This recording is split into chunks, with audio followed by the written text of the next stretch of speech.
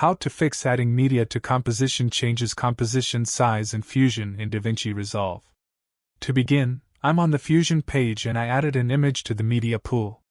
If I drag the image into composition and attach it to the media out, you can see that the composition size now is changed to the image size, which is 916 by 206.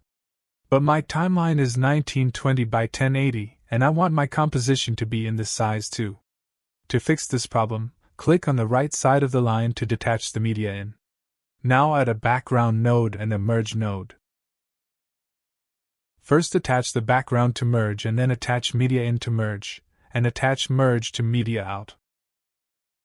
Now the composition is the same as my project resolution, and I have my image as media in.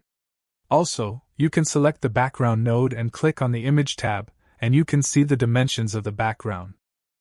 Anyway guys, thanks for watching and I hope you found this useful.